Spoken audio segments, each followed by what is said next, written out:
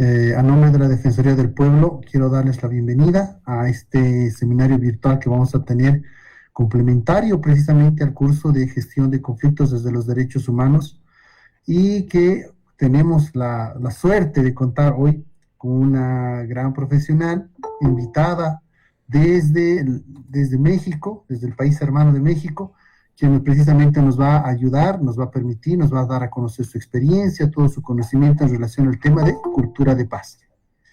Déjenme presentarles entonces a ustedes a Patricia Romero Arce, que es una docente, investigadora y trabajadora por la paz. Ella estudió cursos de sociología, tiene una maestría en estudios para la paz y el desarrollo en América Latina, además de un doctorado en ciencias de la educación. Tiene una vasta experiencia como profesora investigadora en diferentes niveles educativos y actualmente en la dirección de Omérica de Servicios Editoriales. Ha participado en publicaciones, a varios congresos, ha impartido talleres y varias charlas y pláticas en temas relacionados a la construcción social de la realidad, sexualidad, diversidad sexual, equidad de género, prevención de la violencia, educación para la paz, interculturalidad, cultura de paz, investigación, incluyendo actividades como el yoga, meditación y entre otros. Como pueden ver, con un perfil muy completo, mucha experiencia para podernos acompañar el día de hoy. Para que todos podamos participar de una manera más adecuada, vamos a sentar algunos pequeños lineamientos para poder hacer la participación. En este caso, vamos a permitir que Patricia en su primer momento nos dé una pequeña exposición en relación al tema de cultura de paz, que va a estar estipulado alrededor de unos 25 a 30 minutos. Posterior a esto, vamos a habilitar precisamente los micrófonos y las cámaras para que las personas que están interesadas en poder hacer alguna pregunta, comentario o aclaración que se requiera, lo puedan hacer en ese momento. Del mismo modo, pueden mandarnos también sus preguntas de forma escrita a través del chat de este medio, que nosotros vamos a recopilar y también le vamos a hacer llegar en su momento a Patricia. Entonces, bajo estas cosas, algo muy importante, perdón, se me olvidaba. Esto, como les decía, se está transmitiendo también por Facebook Live. Sabemos que tenemos muchos participantes que posiblemente no logren ingresar, pero van a poderlo ver por Facebook. Así que en el caso de que ustedes tengan algún compañero, algún colega del municipio que no esté pudiendo ingresar, por favor, derivarlo directamente a la página de Facebook institucional de la Defensoría del Pueblo. Ahora, sin más, empezaremos con la jornada que tenemos nosotros y le voy a ceder la palabra a Patricia. Patricia, por favor.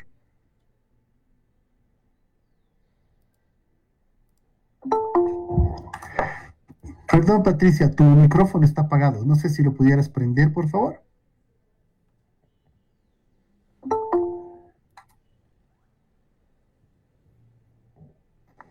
¿Ya? Correcto. Adelante, Patricia. Muy amable, gracias. Bueno, quisiera agradecer a la Defensoría del Pueblo del Estado Plurinacional de Bolivia la oportunidad de poder participar en este curso o apoyando este curso de gestión de los conflictos desde los derechos humanos con una pequeña plática que he titulado como una aproximación a los conflictos desde una cultura de paz. Y bueno, me han comentado de la gran diversidad de las personas que hoy nos pudieran acompañar en este encuentro y me gustaría iniciar esta pequeña charla hablando un poco de qué es lo que está detrás de esto que vamos a compartir. Y hay dos tradiciones, dos ideas que se han venido configurando a lo largo del tiempo y una es que esta realidad social que conocemos, esta manera en cómo nos movemos en la vida cotidiana, lo que miramos, las instituciones, la educación, todo eso que vemos es una construcción, es decir, ha sido construida socialmente por toda la gente. Todos hemos participado en esto que denominamos como una realidad social. Y por otro lado, hay también una tradición que ha ayudado en todo esto, y es que es la idea de estudiar la paz, es decir, así como se ha estudiado la guerra, como se ha estudiado la cultura, hay gente también interesada en estudiar la paz. Ahora bien, estas dos maneras de ver la realidad, de tratar de entenderla, a estas dos tendencias, se le suma un deseo de mucha gente en todo el mundo. Y es un deseo que tiene que ver con la posibilidad de construir mundos diferentes.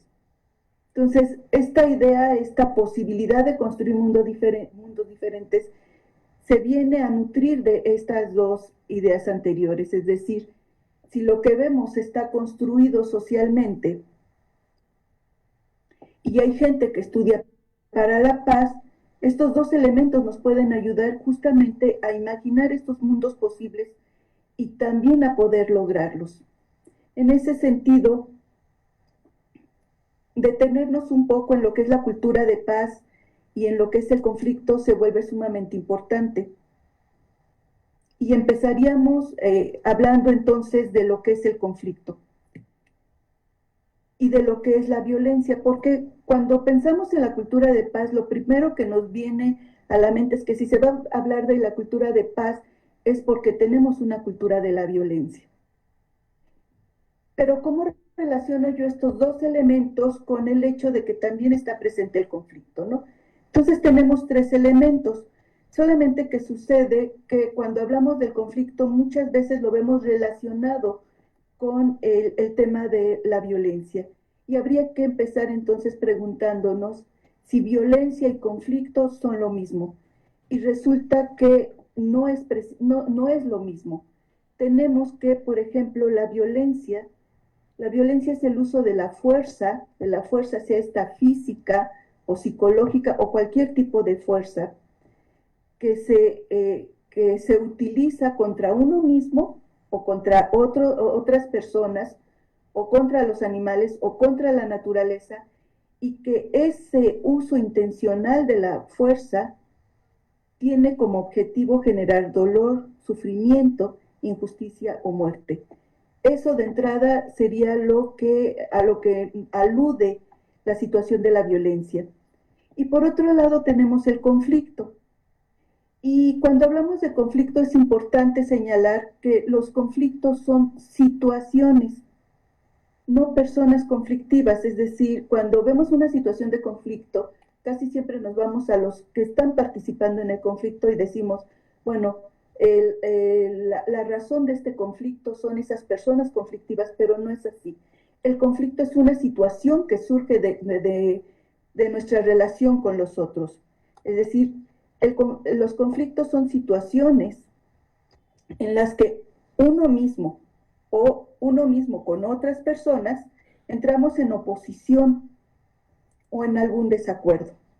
Ahora, ¿por qué podemos entrar en una situación de conflicto donde hay una oposición? ¿De qué?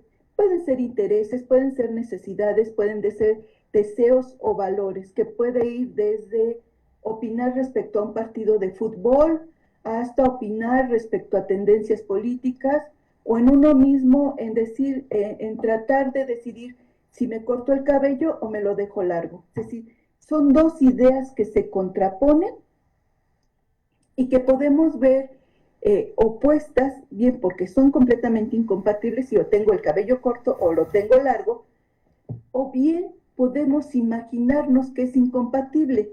¿Cómo es esto? Por ejemplo, yo tengo esta pluma y no sé, mi compañera de aquí al lado también desea tenerla. Eso nos está contraponiendo una a otra. Sin embargo, si lo vemos realmente como una situación y podemos profundizar en ello, probablemente lo que yo quiera de ella es usarla y probablemente lo que mi compañera quiera es tenerla. Entonces, en realidad no hay un conflicto presente. En realidad lo que hay son posiciones diferentes que no tendría que reducirse en un conflicto. Es solamente una percepción de esto. Ahora, en una situación de conflicto, cuando dos personas, que lo podemos referir a grupos o a sociedades, pero ahorita vamos a usar dos personas, cuando dos personas se enfrentan y hay intereses o valores en desacuerdo, hay otro elemento que también influye en esta situación del conflicto, que, insisto, no son las personas conflictivas, es la situación. En una situación donde se presenta un conflicto, además de la situación como tal, está presente lo que cada una de ellas son, es decir, Patricia y Sandra tienen toda una vida detrás que te está determinando a cómo vas a reaccionar, a cómo te educaron a reaccionar en esa situación. Aparte se le suman elementos como el hecho de que Patricia y Sandra tienen emociones y sentimientos que también influyen en cómo esta situación de conflicto se desarrolla. Y pueden ser desde cuestiones de su vida, como lo estamos mencionando, o pueden ser cuestiones tan simples como si comimos o no antes de esa situación del conflicto, o si dormimos bien o no. O sea, todo eso influye en que esta situación del conflicto se manifieste de una o de otra manera. Incluso las cuestiones biológicas, es decir, si por ejemplo tuviéramos una gastritis, eso podría afectarnos en una situación de conflicto, en la manera en cómo podríamos reaccionar. Y en el caso, por ejemplo, de las mujeres incluso, la biología juega también un papel muy importante, igual que en los hombres. Pero solamente por ejemplificar, en el caso de las mujeres, por ejemplo, si estuviéramos en una situación de conflicto, no sería lo mismo hacerlo en un periodo premenstrual, por ejemplo, que estando en un estado de ovulación. Es decir, el conflicto se podría agudizar si en ese momento yo me encuentro en un estado en estas condiciones. Además de estas cuestiones biológicas, sociales y biográficas que influyen en cómo se desenvuelve una situación de conflicto, está también cómo vamos gestionando esa relación entre dos personas en una situación de conflicto. Y aquí algo interesante es que esta relación que tenemos de conflicto con otra persona, pongámoslo así de inicio, va a depender de cómo se lleve ese proceso, es decir, si lo gestionamos, lo regulamos, lo transformamos, esta situación de conflicto puede ser benéfica. O si no sabemos, si no atendemos este proceso de conflicto, bueno, nos puede causar daño o desgaste. Esto es importante considerarlo porque si quisiéramos un poco educarnos desde la cultura de paz en la gestión o resolución de conflictos, habría que ver con qué tiene que ver todo esto. Y resulta que, así como decíamos que hay un proceso histórico que determina la manera en cómo ahorita estamos viviendo, es decir, que somos producto de la historia de nuestros países, de nuestras familias, de nuestras comunidades, así a nivel mundial. ¿Y qué pasa con el conflicto en esta historia? Es decir, ¿cómo se ha venido manejando el conflicto a lo largo de la historia? Pues resulta que lo que se ha nutrido respecto al conflicto es una visión negativa del conflicto. Es decir, que cuando pensamos en el conflicto, en estas situaciones conflictivas, siempre nuestra connotación es negativa. ¿Y qué pasa con esta connotación negativa? Bueno, que cuando hablamos de conflicto, siempre lo vemos como sinónimo o relacionado de entrada, por ejemplo, con la guerra, o bien con la desgracia, o con incluso con una enfermedad, o con una mala suerte, y pensamos que el conflicto es producto de todo esto. Ahora, ¿a qué nos lleva esta visión negativa del conflicto? Bueno, la reacción que tenemos de manera inmediata es negarlo. Si es mejor ser indiferentes hacia él, no ver las situaciones de conflicto, negarlas, justamente por toda esta implicación negativa que tiene. Pero sobre todo porque pareciera que siempre que vemos un conflicto o que pensamos en el conflicto, nuestra primera relación con él es que tiene que connotar violencia. Entonces, eso hace que nos distanciemos del conflicto y siempre lo estamos negando. Y lo negamos en nuestra vida cotidiana, y lo negamos en nuestra vida personal, lo negamos incluso con nuestra familia. Si nos preguntaran, ¿y cómo estás con tu pareja? Y uno diría, no estamos perfectos. ¿Y conflictos? No, nosotros no tenemos conflictos. Siempre pareciera que cuando hablamos de nuestra pareja, de nuestra familia, de nuestros hijos, de nuestros ámbitos laborales, pareciera que todo es perfecto, es decir, el conflicto no existe. Esta negación del conflicto en nuestra vida cotidiana, y si hablamos de la cultura de paz, en el ámbito de la cultura de paz, pues nos lleva a tener ciertas contradicciones, porque si pensamos, por ejemplo, que una cultura de paz es una cultura donde no hay conflictos, ¿sí? Eso nos hace crear de manera ideal la realidad. Y decimos, no, cuando tengamos una cultura de paz, el conflicto no va a existir. Si yo logro generar una cultura de paz en mi hogar, el conflicto no va a existir. Entonces, esta expresión idílica de lo que sería la paz y esta visión negativa de lo que es el conflicto, lo único que nos genera es desesperanza y no podemos resolverlo. ¿Perdón? No podemos resolverlo y no podríamos gestionarlo. O sea, tenemos que trascender esta idea negativa del conflicto. Y para eso me gustaría ver algunas cosas. Por ejemplo, hay un diccionario que habla del conflicto como símbolo y es muy interesante la manera en cómo lo definen y me gustaría compartirla. Dice, el conflicto como símbolo es el resultado de tensiones opuestas, lo que ya habíamos visto. Y estas tensiones opuestas pueden ser desde nuestro interior o pueden ser exteriores y pueden alcanzar un grado crítico donde pudiera o no estar presente la violencia. Pero el conflicto, más allá de eso, simboliza siempre la posibilidad de un cambio a un contrario. Es decir, que siempre que nos enfrentamos a un conflicto, por ejemplo, de manera personal, con nuestra familia, con nuestra pareja o entre grupos, siempre es una gran posibilidad para trascenderlo. ¿Dónde se presenta, por ejemplo, el conflicto? En términos sociales, el conflicto se presenta cuando hay una guerra. Si esta situación conflictiva se resuelve, trascendimos la guerra a una situación de paz.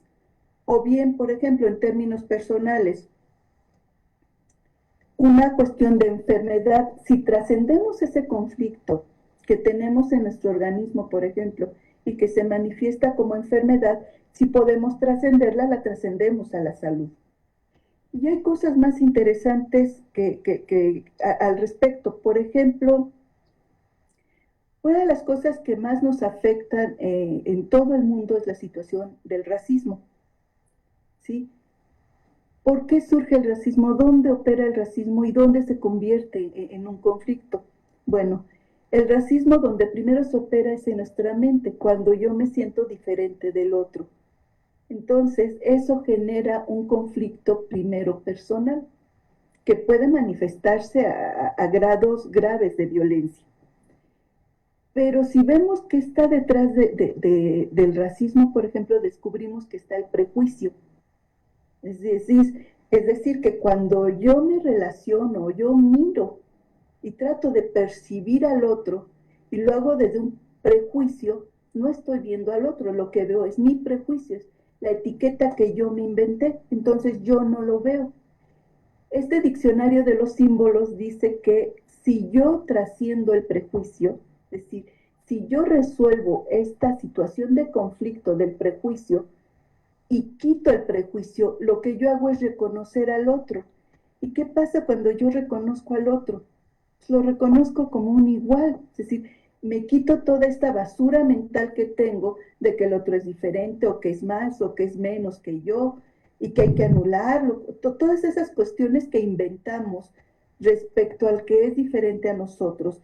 Si yo quito eso, lo que surge en nuestra mente será la sabiduría. Y la sabiduría es la comprensión del otro.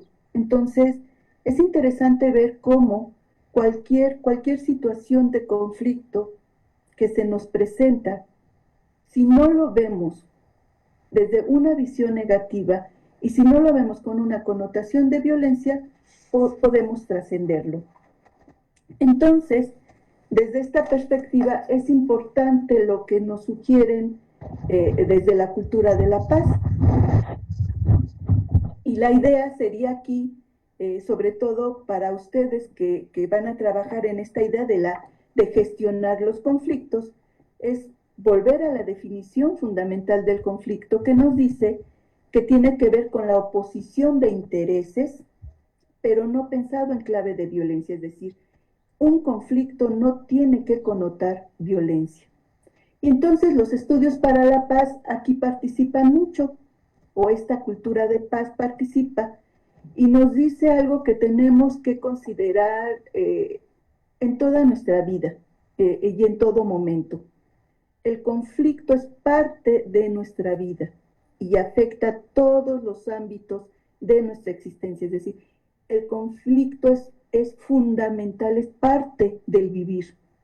Y si aparte del vivir, es también parte del convivir. Es decir, el conflicto está en mí, en decidir si desayuno o no, si me peino o no, si como o no, pero también con respecto a los otros. El conflicto siempre va a estar presente. Y entonces una conclusión importante aquí es que tendríamos que pasar de esta visión negativa del conflicto a una visión positiva del conflicto. Es decir, el conflicto es un proceso completamente natural. ¿Sí? Es natural en la vida. Y aparte es necesario y potencialmente positivo para todos. El hecho de que yo en lo personal entre en conflicto es un elemento importante porque es un elemento que me va a permitir crecer como persona. Si lo hacemos, si el conflicto se presenta entre dos o más personas, también va a ser una oportunidad potencialmente positiva para transformar. Y esto lo podemos ver incluso en términos de pareja, por ejemplo, que es algo, en nuestra condición humana es algo de lo más inmediato que tenemos. Si reconocemos el conflicto como un proceso natural desde una visión positiva, el conflicto no tendría por qué tener esta connotación negativa, más bien al contrario, un conflicto bien resuelto fortalece esta relación de pareja o fortalece esta relación de padres e hijos. Siempre tiene esa gran posibilidad. En este sentido, también concluyendo o transformando esta visión negativa del conflicto, a mí me gustaría rescatar otro elemento que es importante en la manera en cómo ahora pensamos respecto al conflicto, y es un legado que es ideológico pero también filosófico de Gandhi. Y es cuando surge toda esta idea de la no violencia ya en la India, y que ayudó mucho para que nosotros pudiéramos ver el conflicto de una manera positiva. Entonces, una parte importante en esta reflexión del conflicto en una cultura de paz es ver el conflicto no en su eliminación, es decir, la clave no está en buscar la eliminación del conflicto, nunca es la solución, sino más bien en su regulación, su resolución, o como desde su seminario ustedes lo nombran, desde su gestión, se ha gestionado, transformado o resuelto el conflicto, pero nos diría esta tradición gandiana, de Gandhi, o bien los estudios para la paz o esta cultura de paz, que los resuelvas, los gestiones o lo que tú quieras, pero que sea de forma justa y no violenta. Es decir, entonces, que en lo que tendríamos que educarnos es en reconocer el conflicto de una manera positiva, de una manera natural, y que las herramientas, las maneras en las que tendríamos que trabajar el conflicto, si la lógica que tendría que tener esta manera de resolverlos o de gestionarlos, sería de manera justa y no violenta. Aquí entonces, un concepto que yo considero sumamente importante en esta posibilidad de mundos mejores es la cultura de la no violencia, es decir, frente a la cultura de la violencia, la cultura de la no violencia, que estaría dando como el sentido a esta manera de ver el conflicto y de gestionarlos en su resolución. Otro elemento importante que tendríamos que alejar de nuestra mente es que el conflicto no tiene que connotar o no tiene que relacionar en nuestra mente de manera inmediata destrucción u odio. Yo resumiría todo esto en lo que dice Gandhi, que el conflicto siempre es una gran ocasión, potencialmente un beneficio para todos. ¿Sí? El conflicto siempre es la posibilidad de un aprendizaje profundo. Ahora bien, esto es respecto al conflicto como un fenómeno en nuestras vidas cotidianas que tendríamos que cuidar y desmenuzar a profundidad. Y cuando lo hacemos, esta idea de la no violencia, por ejemplo, y esta idea de la cultura de la paz, apuntaría que si como sociedad nos educamos en la gestión de los conflictos de manera justa y violenta, puede apuntar esta educación a un crecimiento moral, pero incluso ético. Es decir, nos puede ayudar efectivamente a crear mundos mejores en esta relación inmediata con los otros a partir de múltiples herramientas, ¿no? Pero algo que sí apuntaría y que tiene que ver más con nuestra condición humana es que esta resolución de los conflictos, para llevarlo a este nivel y esta visión positiva, tendría que permitir en su mismo proceso de resolución la posibilidad de la compasión. Es decir, la única manera que tendríamos de resolver los conflictos es que, más allá de la empatía, pues, pudiéramos hacer posible en términos ciudadanos y en términos políticos la compasión.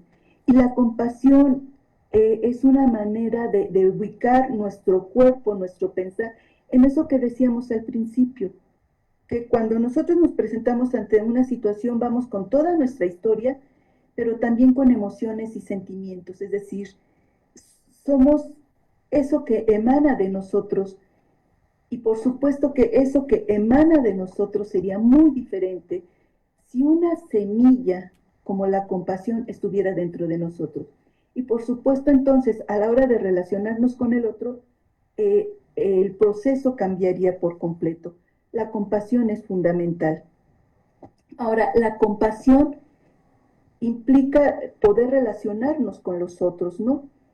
Pero esta relación con los otros se hace posible solamente a través del diálogo. Y aquí algo muy importante que no lo pude presentar en diapositivas, me disculpo, pero una joya que yo he descubierto y que me ha ayudado en muchas ocasiones cuando hablamos de esto, es, es, es la idea de que cómo se construye un diálogo en términos de cultura de paz. Y entonces, para imaginarnos, está Luisa y está Pedro, ¿no? Y tienen una vida por detrás que les marca. Y tienen emociones, y tienen sentimientos, y tienen un condicionamiento biológico para relacionarse. Ahora, todo esto se traduce en nuestra posibilidad, abre nuestro diálogo. Entonces, Pedro, igual que Luisa, tienen su propia verdad. Ojo, esto es muy importante. Es decir, ambos tienen su propia verdad y es verdad. En esta idea de la cultura de paz, por ejemplo, nunca hay verdades absolutas. Siempre son verdades relativas. Y estas dos personas que se van a encontrar tienen su propia verdad, tan válida una como otra. Ahora, cuando entramos en diálogo para hacer posible la compasión, por ejemplo, mi verdad se conecta con la verdad del otro, pero si hiciéramos dos círculos que se unen de mi verdad con la verdad del otro, resulta que en términos humanos y en términos reales y en posibilidades de lenguaje, la posibilidad de encontrarnos se reduce a este pequeño espacio de la unión de estos dos círculos, y esa sería nuestra verdad.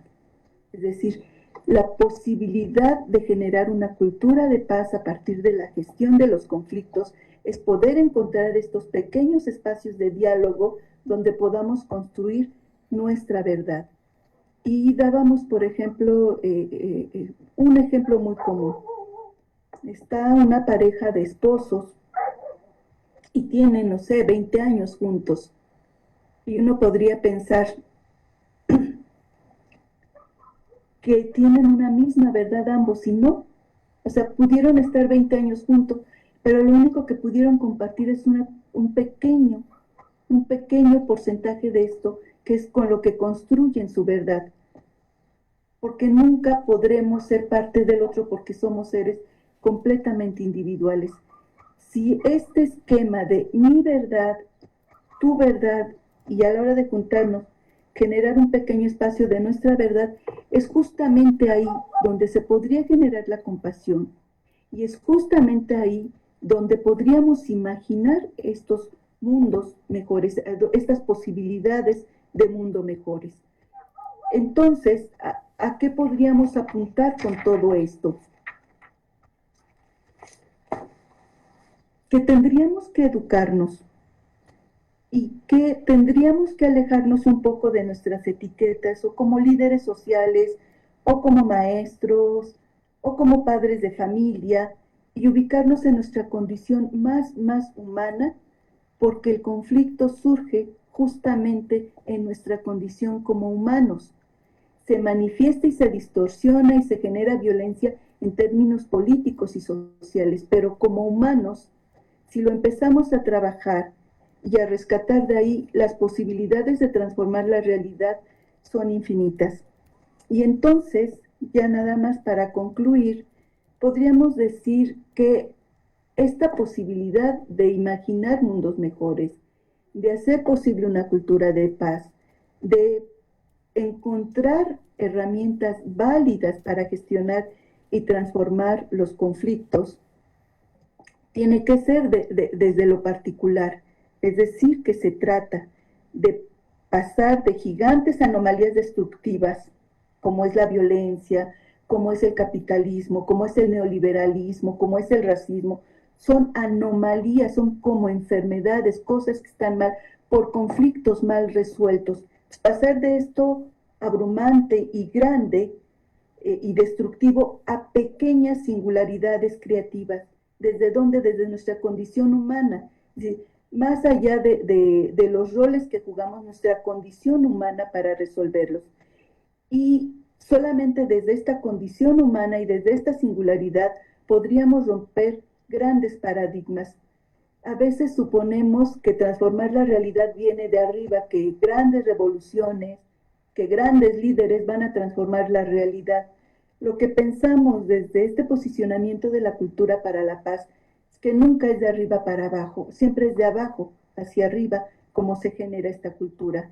Entonces se trata, como decíamos, de romper paradigmas desde nuestra singularidad, de volver a pensar y de rehacer muchas cosas, de aceptar otras posibilidades, por ejemplo, de la cultura de la paz, aunque a veces nos parezcan radicalmente diferentes y bobas, como a veces nos cuestionaban la idea de que hay que pensar positivo, y se burlaban de ti, no, ¿cómo eso no lo resuelve? No, si eso lo resuelve porque el pensamiento es química que influye en todo nuestro cuerpo y en ese sentido reaccionamos, es decir, siempre parte de pequeñas singularidades la posibilidad de transformar la realidad.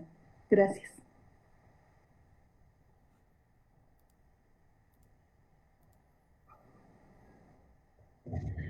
Muchas gracias, señorita, a ti, Patricia. Creo que la explicación ha sido muy clara, muy didáctica, muy completa, que nos permite tener una visión más clara sobre lo que debemos entender y lo que se debe hacer. Ahora, quiero aprovechar también este momento para dar la bienvenida también al licenciado Juan Carlos Pinto, que es el jefe de la Unidad de Gestión de Conflictos de la Defensoría del Pueblo, que también nos está acompañando en este seminario virtual, que también le invitamos a que él pueda también aportar un poco como modo de complementar y dar un comentario en relación a lo que hemos trabajado en este momento. En este momento también ya es el momento para abrir precisamente el espacio a las preguntas, a la interacción, a la participación de la gente que está con nosotros ahora y que puedan hacernos llegar sus preguntas a través también de el chat de esta sala, como también tienen la libertad de poder habilitar los micrófonos y sus cámaras para hacer la pregunta respectiva. Para empezar, ya tenemos una pregunta que nos han mandado por el chat hace un momento, que gracias a Fernando Taboada, que la pregunta que nos hace para Patricia es la siguiente. Dice, ¿cómo se relaciona la interculturalidad con la construcción de una cultura de paz y cuál es su efecto en la realización de los derechos humanos? A ver, otra vez, por favor. Claro. La pregunta es, ¿cómo se relaciona la interculturalidad con la construcción de una cultura de paz y cuál es su efecto en la realización de los derechos humanos? Ok.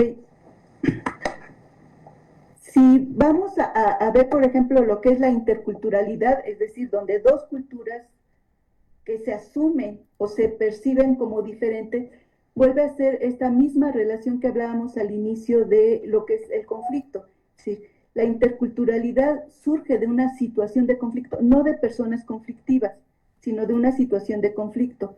Ahora, esta interculturalidad se tendría que dar en la construcción de una cultura de paz, en tanto que desde la subjetividad de estas dos culturas pudiéramos crear lazos de comunicación, que vuelve a ser el mismo esquema, es decir, si tenemos dos grupos sociales, cada uno tiene su verdad. Si aplicamos, por ejemplo, técnicas de gestión para gestionar los conflictos, tendremos que encontrar mecanismos que justamente nos permitan dialogar, es decir, desde mi cultura, desde mi verdad, con tu cultura y tu verdad. Y la cultura para la paz influiría en este proceso, en esta relación, en este crear puentes de comunicación, justamente a partir de los valores que ella promueve, que de entrada es preservar la vida. Ahora, si esto es posible, los derechos humanos se darían en automático, es decir, no tendríamos por qué cuestionarlos, ni siquiera serían necesario mencionarlos, porque en esta relación efectiva de la interculturalidad en un marco de una cultura para la paz, estarían en sí mismos los derechos humanos. Gracias, Patricia. Gracias. Tenemos también otra pregunta que nos llega a través de Facebook Live de Cacha Causacunapac. No sé si lo he pronunciado bien, pero él plantea y dice que desde su punto de vista, el conflicto no se resuelve, sino que se transforma en una cultura de paz. Pregunta cuál sería, si esa idea que él tiene sería correcta. Sí. Desde que se empezaron a estudiar los conflictos, en esta tradición que hablaba de los estudios para la paz, empezaron incluso al principio diciendo que los conflictos se tenían que resolver. Incluso surgieron las ideas de que era necesaria la guerra, ¿no? Pero el pensamiento en esta construcción social de la realidad, el pensamiento se va cambiando, ¿no?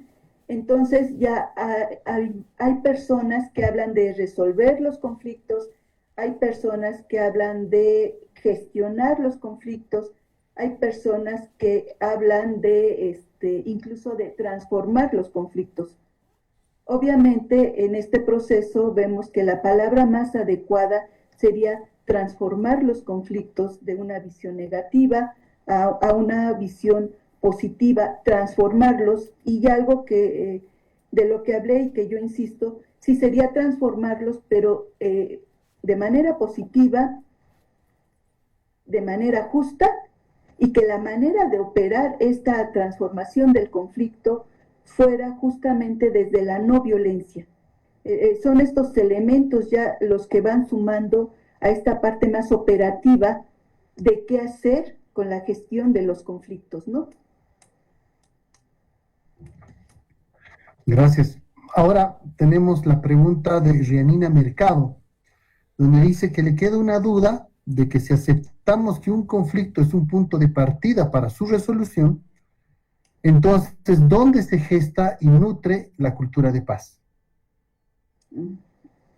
Es que de lo que tenemos que partir y que la cultura de paz, con todos los estudios que se han hecho, es que los conflictos es un proceso natural, es decir, el conflicto va a estar presente en una cultura de la violencia como en una cultura de la paz. ¿Cuál sería la diferencia? Que en una cultura de la violencia en la que estamos inmersos, hablemos del capitalismo, racismo, o sea, todo lo que nos configura en este momento, solamente que los conflictos apuntan a ser resueltos de una manera violenta, donde siempre alguien tiene que perder. Pero en una cultura de paz, en particular con autores como Galtung, Lederach, dicen que los conflictos en una cultura de paz se tienen que transformar y gestionar.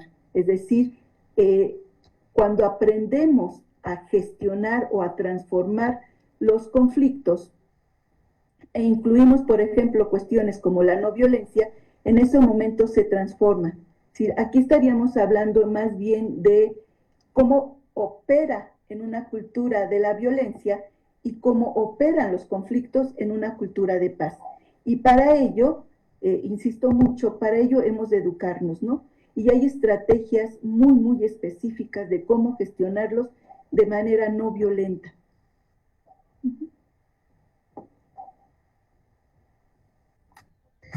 Bueno, tenemos también otra pregunta que pues, se la plantea de la siguiente forma. Dice, ¿cómo la compasión como emoción propicia para la paz puede ser aplicada en el fortalecimiento de las garantías y de los mismos sujetos de derecho?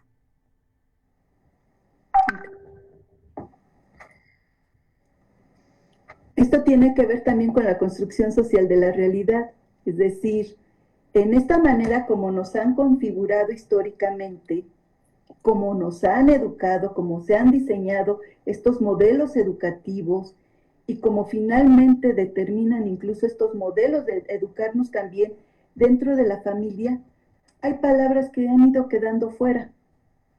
Incluso dice María Zambrano, que es una extraordinaria filósofa, ella dice que la ciencia, la tecnología que permea nuestra educación se volvió tan precisa, tan rígida, tan dura, que se alejó de la vida. Y pensemos, la educación como muchos la conocimos, se alejaba de la vida. O sea, la intención era nada más pasar exámenes y todo era cuestión técnica, pero no era una cuestión humana.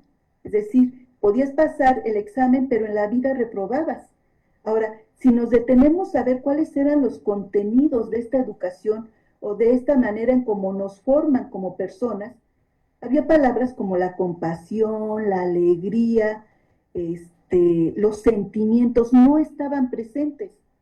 Entonces, en ese sentido, ¿cómo lo operas tú? O sea, ¿cómo lo operas si eres militar? ¿Cómo lo operas si eres profesor?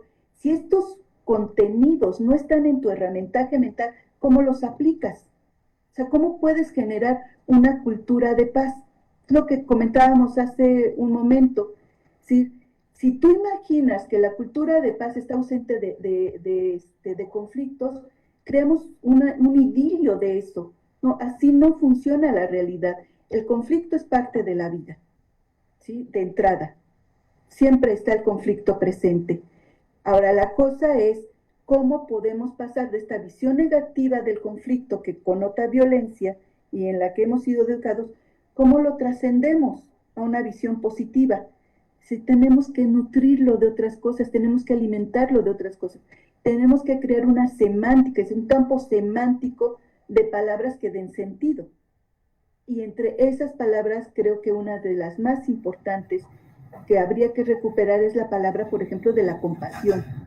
Y en procesos educativos, por ejemplo, en procesos de aprendizaje y de enseñanza, conceptos como la alegría, la felicidad, que va haciendo que nuestro cerebro funcione de manera diferente. Y entonces podríamos ya aplicar otro tipo de cosas. Gracias. A vos, Patricia, gracias. Y sí, tenemos una cantidad importante de preguntas. Tenemos ahora a Carolina Liaga que hace la pregunta. ¿Será importante para una cultura de paz y la gestión de conflictos la gestión de las emociones y capacidades o habilidades de comunicación? Y también en la educación en este tema. Sí, sí, de hecho, derivado de esta idea de los estudios para la paz y de lo que estamos viendo, digo, no sé cómo esté en Bolivia, pero acá, por ejemplo, en México, una parte importante de la reforma educativa, al darse cuenta de que la escuela está completamente alejada de la vida y empiezan a haber pues, todos estos conflictos de violencia, por ejemplo, que acá en nuestro país vivimos mucho, pues como que empiezan a darse cuenta de repente que las emociones también son importantes, ¿no? Entonces hay una tendencia en la reforma educativa de recuperar y crear, aquí está la posibilidad de construir realidades diferentes, una educación emocional incorporada ahora a estos procesos educativos.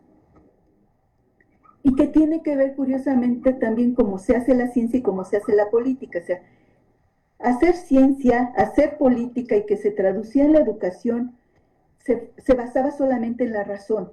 O sea, lo que era importante era la razón. Las matemáticas, operar las cosas fácil, pero estos contenidos como la compasión que decíamos ahorita o las emociones quedaban fuera.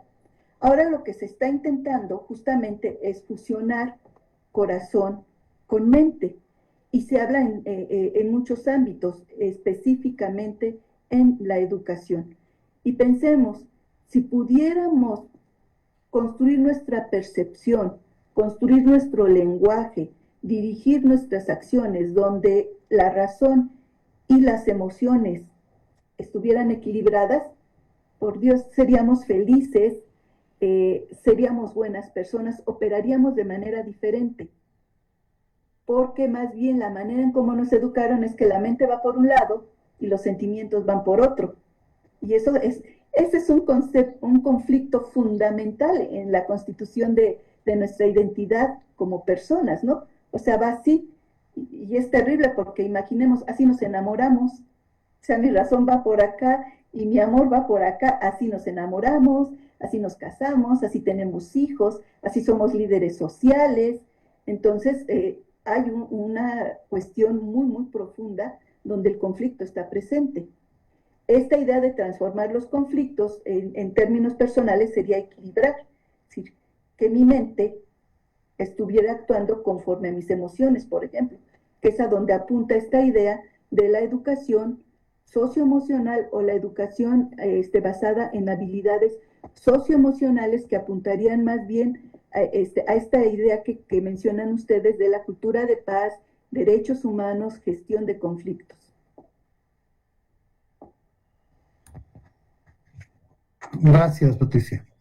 Tenemos también una pregunta de Silvera que dice, ¿cómo transformamos y guiamos un conflicto por el camino de la cultura de paz? ¿Se tienen pasos específicos a seguir? Sí, digo, no lo podríamos explicar ahorita, pero tiene que ver con la manera en cómo se ha venido construyendo la idea de una educación para la paz. Y dentro de esta, que es muy grande esta idea de la cultura de paz, específicamente de educación en y para la paz, hay una metodología específica y ya hay estrategias específicas de cómo aplicarla en la resolución de conflictos. De manera más precisa también está en el uso, por ejemplo, del lenguaje. O sea, son cuestiones muy, muy técnicas. No podríamos hablar aquí de todas, pero así como idea estaría, por ejemplo, cuidar las palabras que decimos. El manejo del tiempo es fundamental, porque por lo general cuando nos relacionamos con otra persona, no pensamos en lo que decimos, sino que en automático salen las palabras, son reacción. O sea, nuestra vida está basada en reacciones. Una educación para la paz nos haría ser más lentos. O sea, espérame tantito, piensa un poco antes de lo que vas a decir. Y otra cosa importante, escucha al otro, porque no escuchamos. O sea, puedo estar yo aquí enfrente y está la persona hablando conmigo y él esta persona me está diciendo algo, pero en cuanto empieza a hablar, mi mente ya creó lo que yo quiero escuchar y en realidad no lo escucho. En realidad es mi interpretación y quien está dando respuesta a todo esto soy yo. Entonces, una idea inicial para esto es empezar a bajar y lo conectamos justamente con lo que tú decías al inicio de la meditación. O sea, si incorporamos las prácticas meditativas tanto en cuestiones educativas como en cuestiones laborales, por ejemplo, hacer pequeñas prácticas de meditación, eso va a alentar esta reacción inmediata en nosotros y nos va a permitir pensar un poco más, escuchar antes de emitir nuestras opiniones y va a mejorar nuestras relaciones. Y digo, como esas técnicas hay muchas, ¿no? A mí en lo particular me gusta todo esto que tiene que ver con prácticas meditativas, incluso con la incorporación de prácticas de yoga, que te ayuda justamente a calmar el ruido de tu mente para que cuando tú te relaciones con la otra persona sea de una manera más auténtica y real. Si gustan, les paso material al respecto. Muy agradecido. Seguramente va a ayudar a todos y como material complementario al curso. Gracias. Claro. Tenemos también una pregunta de Patricia Salguero, muy puntual. ¿Cómo prevenir los conflictos? Bueno, los conflictos no se pueden prevenir. Los conflictos siempre van a estar presentes. Es, es parte de nuestro vivir. No los podemos prevenir. Esa era una idea que tenían cuando surgieron estudios para la paz. Y hay que prevenirlos y hay que detenerlos. No, no, no, no. Lo que se ha demostrado con diferentes investigaciones es que no tienes que detenerlos. Tienes que permitir que el conflicto aflore, que lo reconozcas como la situación que es y que seminarios como este que están organizando darán las herramientas de cómo, aquí en este seminario dicen gestionarlos, habrá otros que digan transformarlos, la palabra que más nos acomode, solamente que sea gestionados, trabajados o transformados, sea de manera justa y no violenta. Sí, pero prevenirlos no se pueden prevenir, es parte de la vida, siempre van a estar surgiendo. Es evidente, por ejemplo, en lo que han estado viviendo ahorita en Bolivia, y los conflictos no se van a acabar ni allá en Bolivia ni aquí en México, ni en mi casa ni en la casa de ustedes. Los conflictos no se acaban. Desde que te despiertas, los conflictos van a empezar a aparecer. ¿Desde qué vamos a decidir para desayunar? Que si dormimos bien podremos gestionarlos mejor, que si tenemos herramientas, tips sobre eso, podremos gestionarlos mejor, pero prevenirlos no. No, porque si pensamos, por ejemplo, en la violencia de género, en la violencia intrafamiliar, hay muchos estudios, de hecho tenemos un estudio también nosotros sobre eso. ¿Qué es lo que pasa cuando tú vas previniendo, vas haciendo a un lado el conflicto? Lo único que vas haciendo es como un olla express que se va condensando la dificultad, las emociones, los sentimientos, se van condensando y explotan. Cuando lo tratamos de evitar y dejamos que explote, se puede manifestar en una situación de violencia grave. No, desde que empieza esta situación de conflicto hay que afrontarla. Por eso insisto, para ello debemos educarnos, para ello debemos así como puntualizar bien cuáles son las herramientas y los recursos de resolución de conflictos que podemos aplicar. Y desde mi perspectiva, aquellas herramientas o recursos de conflictos para resolver conflictos que nos pueda ayudar, nos tiene que ayudar lo mismo dentro de mi casa que en términos políticos, que en términos sociales o que en términos educativos. ¿Sí? Es la misma herramienta que podríamos aplicar en todos. Por eso, entre más simplifiquemos los contenidos, nos sirven a todos y son más reales. Gracias. A ti, Patricia. Y tenemos una última pregunta. Márquez, que pregunta, La cultura de paz debería ser base transversal en la currícula educativa. Prioridad en toda solución de conflictos y delitos menores. Perdón, no entendí lo último. Prioridad, o sea, el plantear esto de la cultura de paz como una base transversal en la currícula educativa debería ser una prioridad para la solución de conflictos y de delitos menores. Sí, sí, sí, sí. De hecho, Cátedra UNESCO, la Cátedra UNESCO estipula y da elementos así muy, muy puntuales en términos generales de los temas que tendrían que ser transversales a cualquier educación. Y está, por ejemplo, la educación para la paz, donde estaría incluida la cultura de paz, está la resolución de conflictos, por ejemplo, está la educación en los derechos humanos, también está ahí, y se van incorporando otro tipo de cosas, ¿no? Como los derechos de la tierra y todo esto, y son cuestiones que tendrían que estar en la educación de manera transversal, justamente para generar una cultura de paz. ¿Sí? La cultura se genera cuando todos en nuestro herramientaje mental, así como que si estamos muchas personitas y nos dibujan la nube de nuestros pensamientos, así como en las caricaturas, en esta nube de pensamientos ya formara parte importante la cultura de paz, es cuando entonces ya sería real. Entonces, sí, ¿cómo podríamos operar eso desde la educación? Pues con el diseño justamente de estos ejes transversales y que están muy bien definidos, insisto, por Cátedra UNESCO.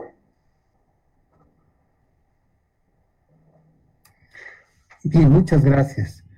Siendo que ya estamos sobre el tiempo, no sé si tuvieras la oportunidad de responder una pregunta más, una última que nos acaba de llegar, que plantea lo siguiente, dice, entonces el cambio está desde nuestro interior para poder gestionar, transformar el conflicto. Y esto empieza por aceptarlos, no como algo malo, sino aceptarlos para poder cambiarlos y transformarlos. Pero, ¿cómo empezamos para poder aceptarlos? ¿Cómo le hacemos para empezar a aceptarlos? Pues digo, puede haber muchas opiniones. Eh, yo diría que sería irnos a nosotros mismos, empezar a ser un poco más prudentes y estar atentos, por ejemplo, en nosotros. Esta es una práctica budista que a mí me encanta, ¿no?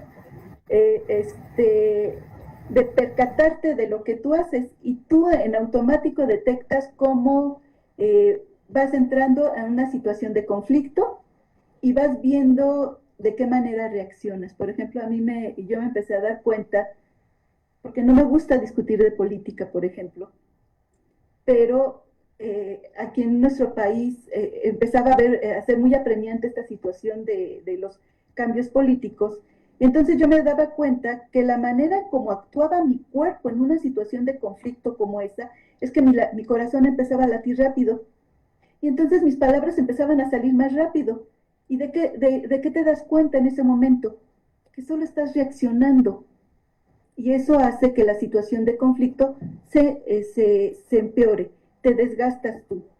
Entonces, ¿cuál sería mi propuesta? Y que tiene que ver con esta educación socioemocional. Pues aprender a ver cómo están nuestras emociones, a percatarnos de nuestras emociones, sobre todo en situaciones de conflicto que siempre están presentes, y educarnos en nosotros mismos, es decir, a quien tenemos que estudiar es a nosotros mismos. Y por supuesto que si yo soy atenta a eso y veo que van a discutir, mis hijas no discuten de política, pero bueno, pero cuando mi hija quiere empezar a discutir ese tipo de cosas, más bien suspiro, me relajo tantito y empiezo a decir, mejor espérate, porque si te enganchas en el conflicto o en esa situación, no resuelves nada. Si ese tipo de cosas lo llevamos a la educación con los niños chiquitos, pensemos cómo se puede transformar. Si eso mismo lo llevamos a cuando discutimos, por ejemplo, con nuestra pareja, ¿qué puede implicar? O con nuestros hijos. Entonces son como pequeñas estrategias que nos pueden permitir, como yo decía al final de la plática, son pequeñas estrategias que nos permiten grandes cambios, ¿no?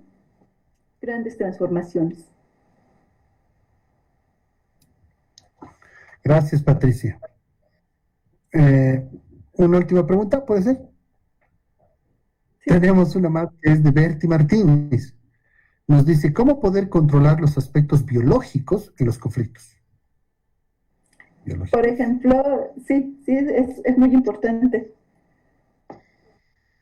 Por eso, de ahí la importancia de educarnos emocionalmente, es decir, saber que si yo no dormí bien, por ejemplo, voy a estar predispuesta a enojarme más, a estar más irritada, o por ejemplo,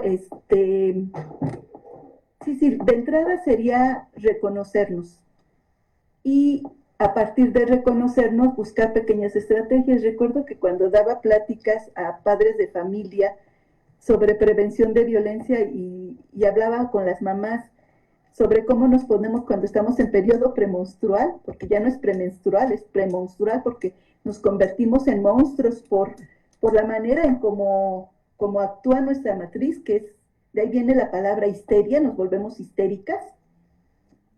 Y me decía una mamá, bueno, sí, pero si ya estoy histérica, ¿ya yo qué puedo hacer? Yo, pues encontrar maneras, ¿no? Y recomendaban, hay otras mamás, porque era un taller, o sea, no, pues cuando veo que me va a bajar, por ejemplo, que voy a estar reglando, lo que hago es salirme a caminar, ¿no? Eso ayuda mucho. O una amiga que contaba, por ejemplo, que lo que podría hacer ella es irse de su casa o encerrarse en el baño para no discutir. Hay estrategias muy puntuales, pero tiene que partir de este reconocimiento de lo que somos y de cómo actuamos. Y se pueden encontrar miles de estrategias. Una amiga decía, por ejemplo, que ella llegaba a casa, tenía que trabajar, trabajaba todo el día, y que cuando su esposo llegaba antes, por ejemplo, su esposo se alteraba mucho y empezaba a enojarse.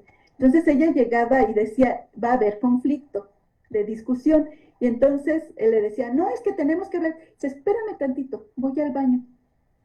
¿Cómo que vas al baño? Voy al baño, espérame tantito. Y se metía al baño. Y el típico, cuenta hasta 10 o cuenta hasta 100. ¿Qué implicaba eso? Y es una implicación biológica. Cuando tú vas a discutir con alguien, tu corazón se acelera y implica enfrentamiento.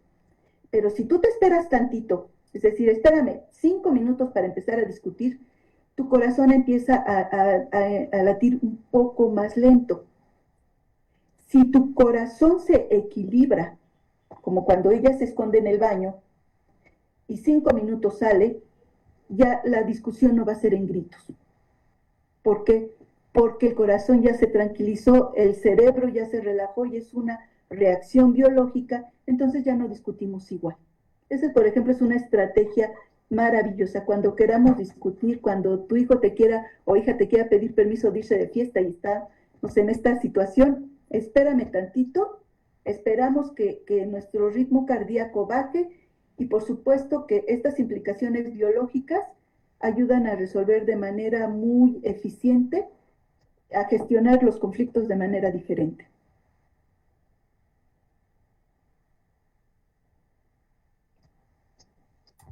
Muchas gracias, Patricia.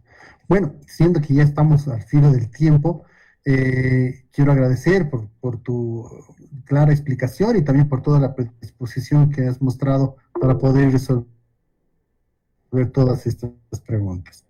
Ahora quiero proceder precisamente a Carlos Pinto, encargado de un breve comentario relacionado al día de hoy. Y por favor. Bueno, a tiempo de saludar a todos los asistentes y que son parte de este curso, quiero ponderar la participación de Patricia como un aporte importante en esta perspectiva de este proceso de formación que se ha iniciado en la Defensoría del Pueblo, en esta perspectiva, y de profundización para muchos otros que ya están como parte de este trabajo que se realiza institucionalmente, o en las alcaldías donde se gestionan este tipo de situaciones que normalmente no son reflexionadas. Ya Patricia nos ha dado muchas herramientas muchos temas a pensar sobre el tema de conflictos como parte de la vida. Creo que este tema de arreglar los conflictos es algo muy arraigado en la cultura, en el sentido común, intentar frenar los conflictos y no darnos cuenta que en la medida en que cada uno de nosotros somos distintos, somos culturas distintas, siempre va a haber choques. El tema es cómo hacemos que esta confrontación tenga un resultado de suma intercultural. Porque en definitiva, ¿cómo hacemos la suma si no es entendiendo, aprendiendo del otro y entendiendo que el otro siendo distinto nos puede aportar más para ser mejores? Y lo propio y en viceversa hacia el otro lado. Creo que es un tema importante entender este concepto que nos ha dado Patricia en esta perspectiva de partir incluso de temas muy, muy personales hasta las dimensiones sociales, hasta las dimensiones políticas, que están impregnadas de estas miradas distintas con las que a veces estamos predispuestos al enfrentamiento antes que a la complementación. Estamos más atenidos a la competencia antes que a la complementariedad. Creo que nuestras culturas también como base nos plantean eso. La complementariedad es importante. En la comunidad como tal se constituye, en tanto es capaz de generar lazos de relación entre los diferentes, entre los diversos, para construir metas comunes dentro de las individualidades que son. Creo que es un punto central. Y quizás una aclaración importante dentro de este sentido común, el tema de compasión. El sentido común en la calle entiende como algo así como dar pena en el sentido de pena, no de vergüenza como en México. Dar pena en el sentido de que yo por compasión doy una limosna. Y creo que el sentido primigenio que está manejando Patricia y que ha sido transversal en varios momentos significa compasión con el corazón, con toda la intensidad. Ese es el punto central de la relación con las otras personas. Y creo que ese punto justamente fue manejado por Humberto Maturana cuando habla no solamente de una explicación académica de entender la relación social, sino una relación que está marcada por el amor. Y extraño en un académico que maneje el amor, y él mismo dice, no es un tema de romanticismo o de religiones, es un tema de relaciones fundamentales en las sociedades. Si no existe eso, no podemos construir algo distinto. Y ese es el sentido con el que deberíamos trabajar. Es el sentido final sobre el cual deberíamos insistir. La cultura de paz, en definitiva, como proyecto de humanidad, tiene ese eje fundamental. Yo quiero terminar esto agradeciendo a Patricia. Asumimos que nos ha dado muchos elementos para reflexionar, para profundizar en nuestras prácticas cotidianas, nuestras relaciones laborales y en nuestra propia individualidad. Creo que va a ser importante, junto con los materiales que ella nos ha ofrecido, mandarnos como complemento y que estaremos compartiendo con ustedes próximamente. Muchas gracias, Patricia. Muchas gracias a todos los asistentes y esperemos haber contribuido también a una reflexión mayor, también y a una transformación en curso en no solo nosotros, sino en nuestro propio país con la acción que realicemos. Muchas gracias. Buenas noches. Muchas gracias, Juan Carlos. Buenas noches. Nuevamente un abrazo y muchas gracias, Patricia, por todo el aporte, por toda la experiencia. Nos ha servido mucho, de eso puedes estar segura. Y también ahora agradecer a todos los que han participado, a todas y todos. Una última recomendación, no se olviden que el módulo 3 del curso se cierra el día domingo. Por favor, tomen sus previsiones para la presentación de todas las evaluaciones y todas las tareas pendientes. Una vez que tengamos el material que nos pueda proporcionar Patricia, también lo vamos a publicar en nuestra plataforma como parte del material complementario del curso y lo vamos a hacer saber en el panel de avisos del mismo, ¿no? Entonces, muchas gracias a todos, que tengan buena noche. Muchas gracias. Hasta luego, buenas noches.